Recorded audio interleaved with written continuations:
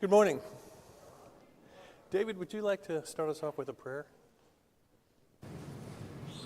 Our Father, we thank you for this very beautiful morning, especially now that we can study more of your word. We pray to be with Jim this morning as he directs our class, and help each of us be open mind and better understand your word. We also pray for the ones that are not able to be out today because of illness. We pray that you will give them extra strength so they will sing as well as you will. We pray now that you will be with us in our class this morning. In Jesus' name. Gideon's call. Have you ever felt led by God to do something that you weren't quite qualified for?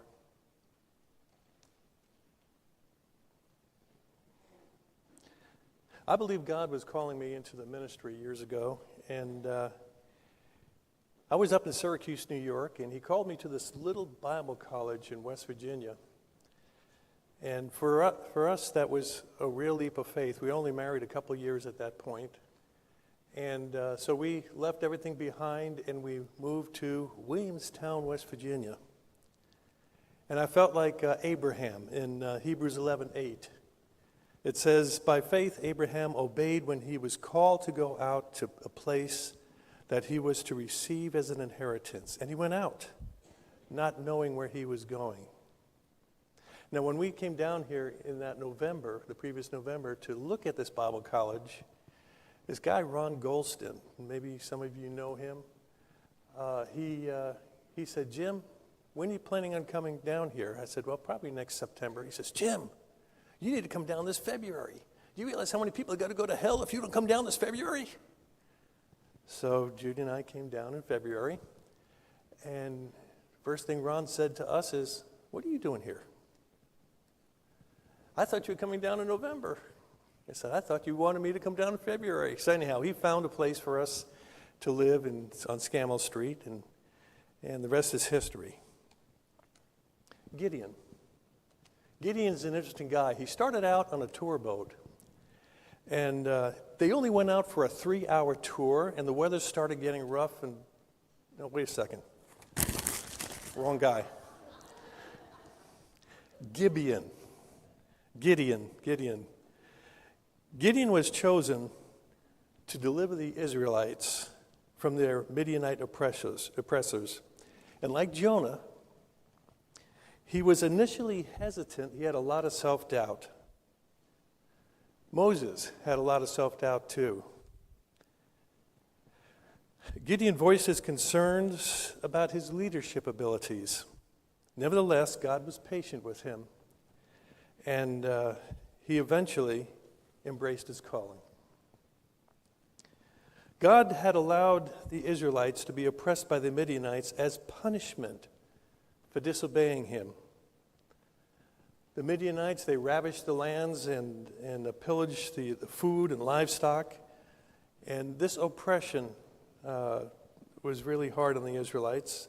They hid away in fox dens and holes in the wall to avoid the Midianites. They would thresh their wheat in a hidden place so that the Midianites would not see the wheat and confiscate that as well.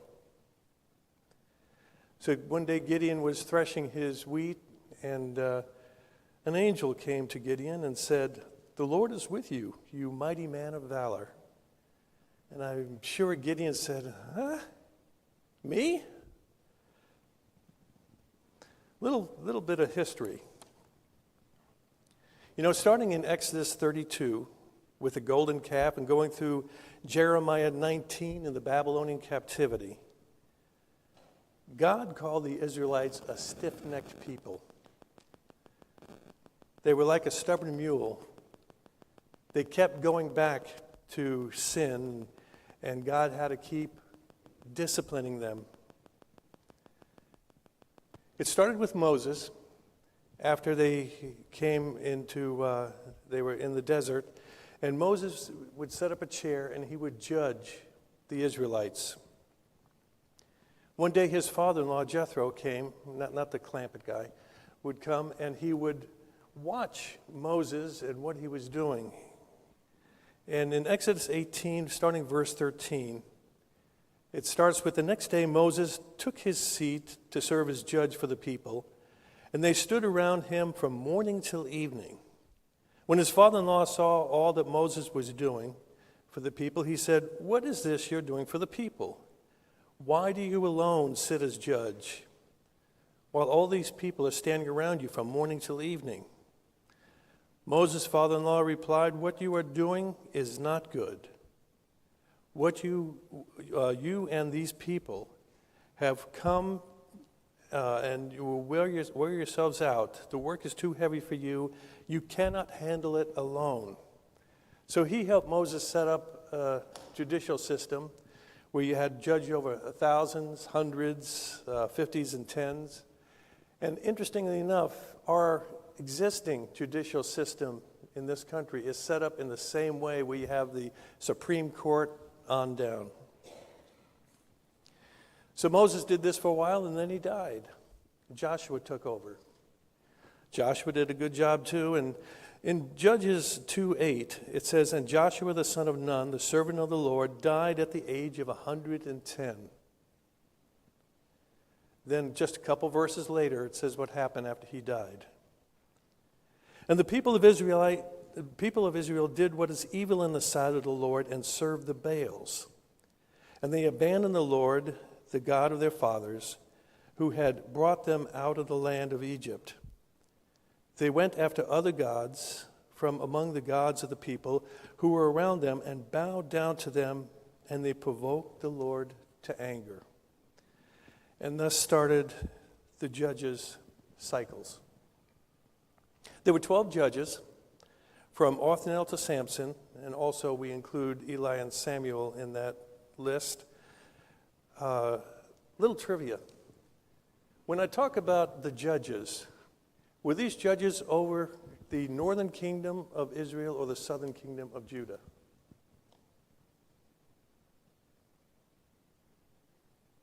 Anybody? Do you know which kingdom they were judging over? Mark? Okay, I tricked you too. I had to think about that. I said, wait a second. The kingdom did not split until you had Samuel, David, Solomon, and Rehoboam, the kings. Rehoboam is the one who split the kingdom. The judges were still over the entire nation of Israel. So if I was confused, I'm sure you were too. Judges were more than just judges, though. They were also military commanders. When they talked about Deborah last week and with Mark, she was a military commander, not just a judge. Then the end of the book of Judges, 21-25, says that in those days there was no king in Israel. Everyone did what was right in his own eyes. One generation can change the direction of an entire nation. After each judge died, within a generation, Israel slipped backward into idol worship. In Egypt, in Exodus 1:6, when Joseph died and his brothers died, and then there was a Pharaoh who knew not Joseph. Within just a short period of time, they forgot everything that Joseph did for Israel. One of my favorite presidents, Ronald Reagan, said this: "Freedom is never more than one generation away from extinction. We didn't pass it to our children through the bloodstream. It must be fought for, protected, and handed on for them to do the same. Or one day, we will spend our sunset years telling our children and the children's children what it was once like in the United States where men were free." This seems to be the nature of man. Without God, sin is rampant. Where are the morals of our young people today? Riots from New York to California, from Michigan to Texas. What is going on? I think it started in my generation in the 60s. This lady, Madeline O'Hara, decided that it's not right for us to have prayer in school, separation of church and state and all that stuff. And I think that was the beginning.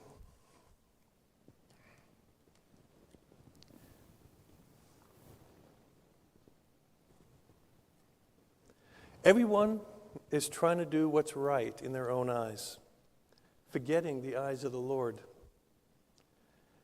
With Israel, the result was chaos, evil practices, idol worship, judgment from God. Then they would repent, and God would send a judge to deliver them.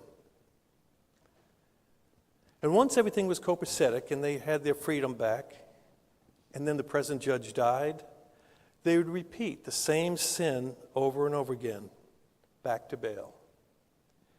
Wash, rinse, repeat. God gave them the first judge, Othniel, to get them out of the mess with the Edomites and the Baals, and they were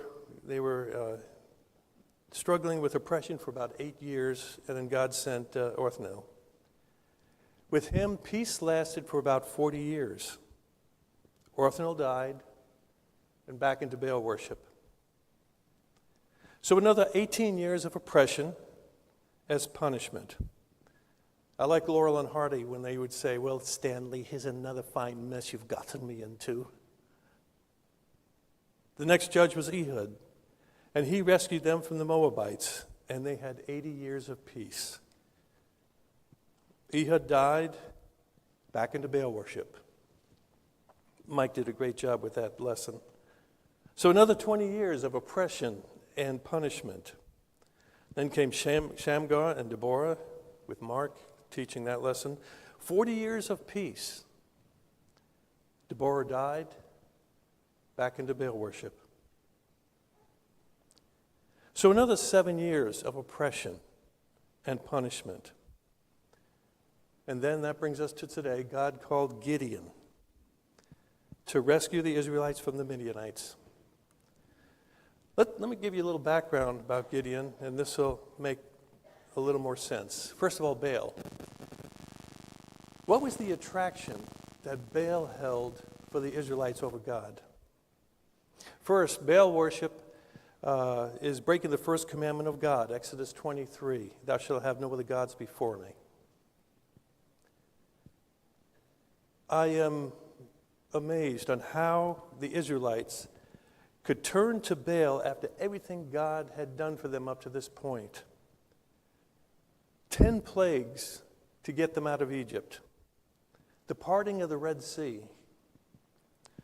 Providing water from rocks and bread from heaven and quail for dinner. All for free. Standing before the mountain, hearing the voice of God. Wearing clothes that didn't wear out for 40 years. Can you imagine if you were a baby when you left Israel, what your clothes would look like at 40 years old? I'm sure you look cute in that little bonnet. The parting of the Jordan River.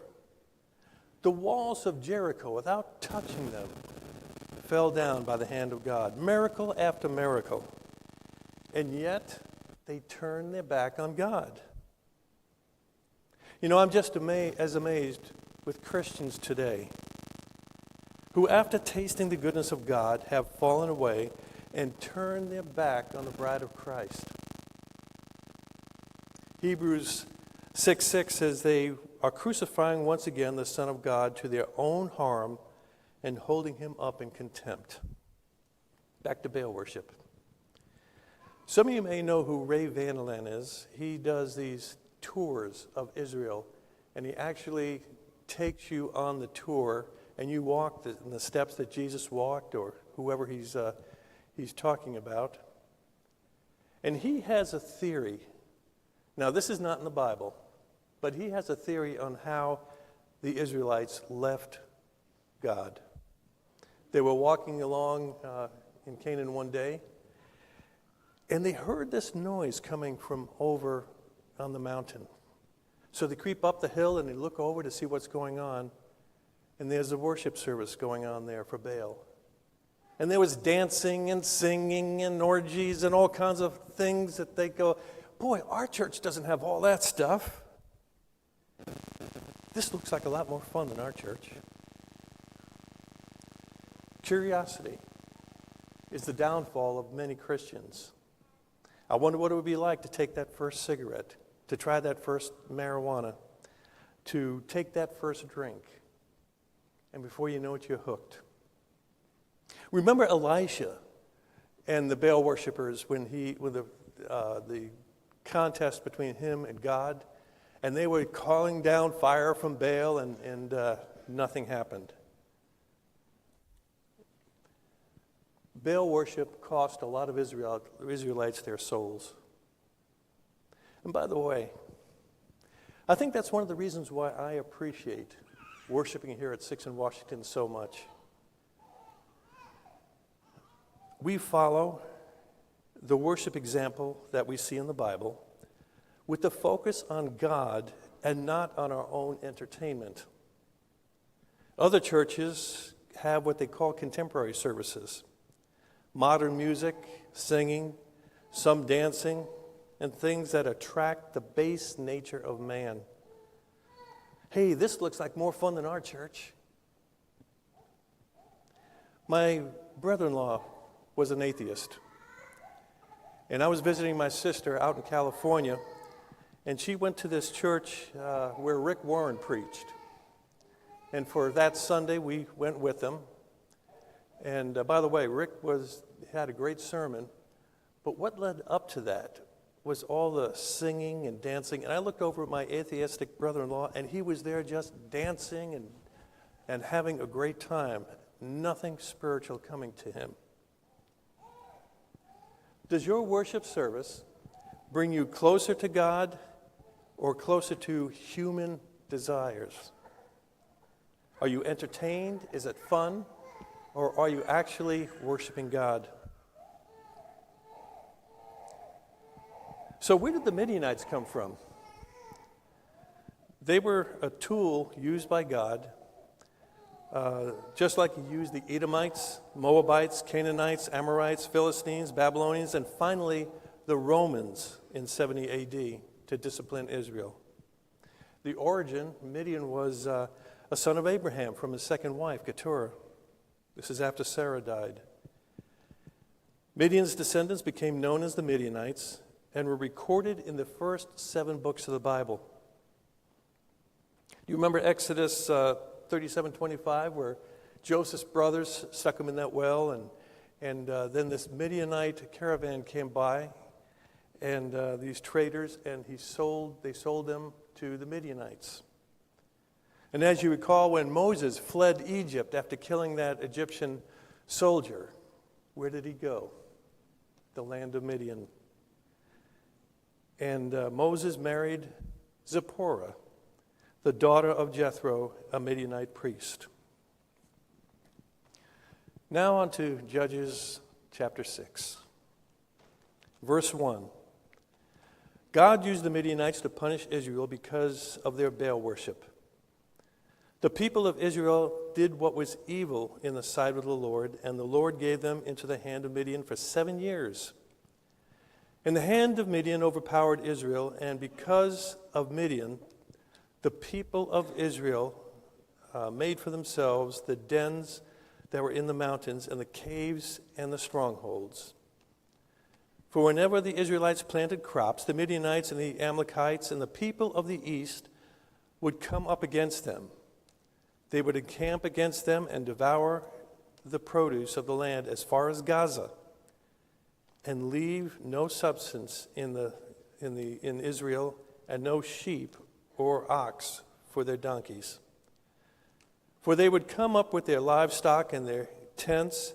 They would come like locusts in number.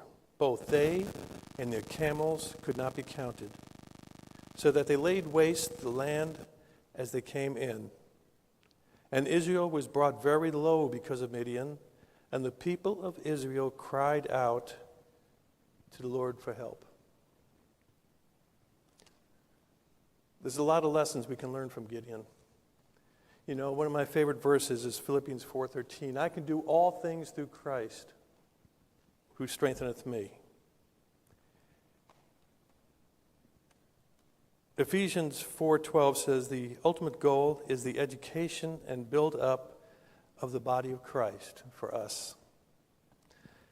Gideon wasn't doing too bad. He had an army of 32,000, and he was going to fight the Midianites with them. Wasn't quite up to what the Midianite armies were, but they were strengthened by God and encouraged by Gideon. And this is the lesson for us in the church in 2025. Gideon's contemporaries were so beat down that their self-worth was at an all-time low. Both Gideon and the people needed to begin to believe in the power of God again. James 4:7-8 says the first thing, resist the devil and he'll flee from you. Draw near to God and he'll draw near to you. So the call of Gideon, Judges 6, starting with verse 11. Gideon was beating out wheat in the winepress to hide it from the Midianites. And the angel of the Lord appeared to him and said to him, "The Lord is with you, O mighty man of valor." And Gideon said to him, "Please, Lord, if the Lord is with us, why then has all this happened to us? And where are all his wonderful deeds that our fathers recounted to us, saying, 'Did not the Lord bring us up from Egypt?' But now the Lord has forsaken us and given us into the hands of Midian." We have probably all heard somebody say in our life that if there is a God, why is there so much evil in the world? Why does he allow all this violence in our streets? Why does he allow rapists and drug addicts and murderers in our streets? Why are there wars and famines and poverty? Why does God allow earthquakes and forest fires and rainstorms and mudslides and flooding? Why is there so much divorce and prejudice and hatred? What these people are really asking is why, where is God? Why doesn't he work miracles to clear all this up? Why doesn't God act when we need him? There is so much evil in the world. Isaiah 55:8-9 says, "For my thoughts are not your thoughts, neither are your ways my ways, declares the Lord. For as the heavens are higher than all the earth, so are my ways higher than your ways, and my thoughts than your thoughts." We don't have to understand. We just have to obey. A great gospel preacher, some of you may know Jim McGuigan. And he says that sometimes we treat God like our lucky rabbit's foot or genie in a bottle. Jesus said in the garden, "Not my will, but thine be done." You can't do evil.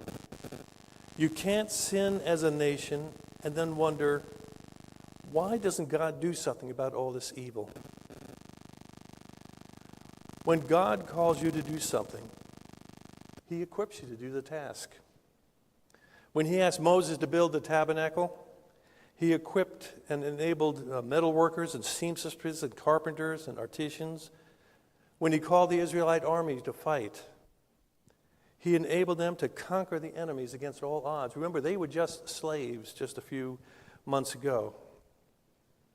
He enabled 12 apostles to preach and teach and evangelize. They were fishermen, tax collectors, zealots.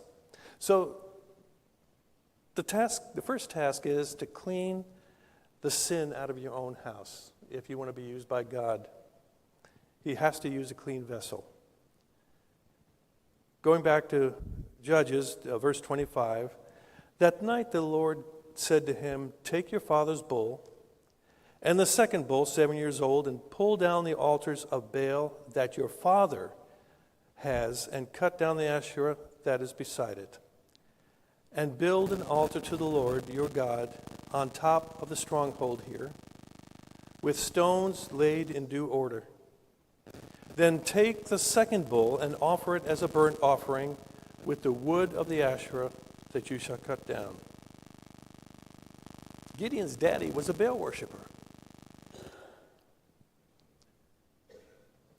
Task number 2, strengthen your faith.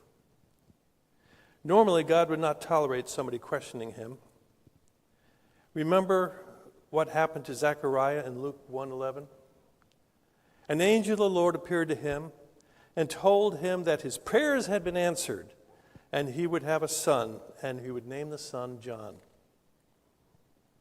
In verse 18, and Zechariah said to the angel, "How shall I know this? For I am an old man, and my wife is advanced in years." And the angel answered him, "I am Gabriel.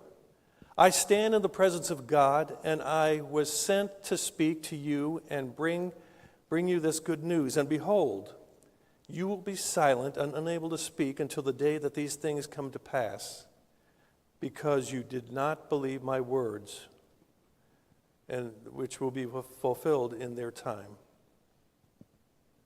But God knew Gideon and where he was in his faith. They suffered a lot on the Midianites, and God did not intervene because this was his punishment. So he used some tests to build his faith. He was patient with Gideon.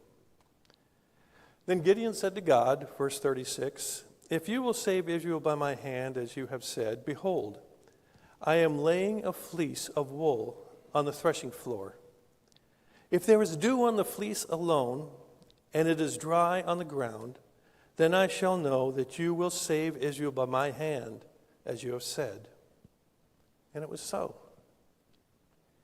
When he arose early the next morning and squeezed the fleece, he wrung out enough dew from the fleece to fill a bowl of water. Then Gideon said to God, "Let not your anger burn against me, but let me speak just once more. Please, let me test just once more with this fleece. Please let it be dry on the fleece only, and on the ground let there be dew." And God did so that night. And it was dry on the fleece only, and on the ground there was dew. Task 3. With his faith reestablished, now the real test. Let's give him something to do that would be impossible to do except by the power of God. In Matthew 14:25, Jesus came out to the disciples walking on the water. And then Peter asked if he could join him, and Jesus said, "Sure, come on out." And Peter walked on the water with Jesus. Now, someplace along the line, he tripped on a wave or something, but he did walk on the water with Jesus, only by the power of God. Back to Gideon.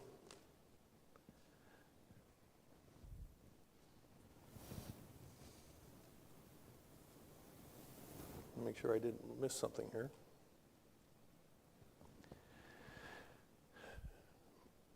Then Jerubbaal, that is Gideon, and all the people who were with him rose early and encamped beside the spring of Harod. And the camp of Midian was to the north of them by the hill of Moreh in the valley. There was 32,000 men with Gideon. And the Lord said to Gideon, "The people with you are too many for me to give the Midianites into their hands, lest Israel boast over me, saying, 'My own hand has saved me.' Now therefore proclaim in the ears of the people, saying, 'Whoever is faithful and trembling, let him return home and hurry away from Mount Gilead.' Then 22,000 people returned, and only 10,000 remained. Before my dad passed away, I took out a tape recorder and I interviewed him. He was a navigator in the Army Air Corps, which is now the Air Force. And he flew many missions with that group. He was shot, and in fact, that saved his life, because the next mission, his plane was shot down, and most of the people on that plane died. So God spared him, so I would be here. But before he died, I asked him some questions about why did you enlist, Dad? He said, I enlisted when they bombed Pearl Harbor, when they attacked our homeland. I asked him some other questions. Where were you on D-Day? He said, I was actually flying a mission over Italy. And being I was the navigator, I heard come over the radio that it had started, and I yelled to all my fellow crewmates, it started, guys, it started. And the pilot, Jones, yelled back at me, Zetterberg, radio silence, but it started. He was really excited about D-Day. They were waiting for that. This was a hard one. Dad, how did you feel about Hiroshima when they dropped the bomb? He said, Jim, I believe that one bomb saved a lot of lives on both sides. How do you stop a suicidal army that wants to die for their emperor god? Kamikaze pilots crashing their planes into our ships. The only way you can stop a person like that, a people like that, is threaten them with total annihilation. And when we dropped the second bomb on Nagasaki, they were convinced and they surrendered. If this didn't work, we were going to have to invade Japan with our soldiers on the homeland of Japan, and there would have been a lot more deaths on both sides and civilians if that had happened. We saved a lot of lives. And the final question, Dad, how confident were you that we were going to win this war? He said, Jim, not at all. Remember, we were not a superpower back then. We had no idea if we would win this war or not. We were fighting for our very existence. And that is where Gideon was. He only had 22,000 men left now, and he was fighting, or 10,000 men, and he was fighting for his very existence. God sent 22,000 home. How can he win this? But Lord, with you, all things are possible. His faith was great at this point. And then God throws him another curveball. The last test. The test that would make winning impossible. And the Lord said to Gideon, the people are still too many. Take them down to the water, and I will test them for you there. And anyone whom I say to you, this one shall go with you, shall go with you. And anyone whom I say, this one shall not go with you, shall not go. So he brought the people down to the water, and the Lord said to Gideon, everyone who laps the water with his tongue, as a dog laps, you shall set by himself. Likewise, everyone who kneels down to drink. And the number of those who lapped, putting their hands to their mouths, was 300 men. But all the rest of the people knelt down to drink the water. And the Lord said to Gideon, with the 300 men who lapped, I will save you and give you the Midianites into your hand. And let all the others go, every man to his home. So the people took the provisions in their hands and the trumpets, and they sent the rest of Israel home, every man to his tent, but retained the 300 men. And the camp of Midian was below them in the valley. There was absolutely no way that Israel can beat the Midianites with just 300 men. And God probably said, you're right. The word you used is we. I will win the battle by you with my might, not yours. Gideon was brave enough to put aside his own weaknesses and failures and to instead to put his faith in God and trust God to fight the battle. He knew all he had to do was be willing to be a vessel and walk in obedience. He desired to be used by God to be the sword of the Lord and to blow the trumpet of victory, Judges 7:18. And I'd like to leave you with this. Let's pray that we learn this lesson from Gideon and pray that the Lord will raise up a modern-day Gideon to lead us out of the darkness that has ascended our nation and the world. The battle belongs to the Lord. May we have the faith to believe it. Thank you.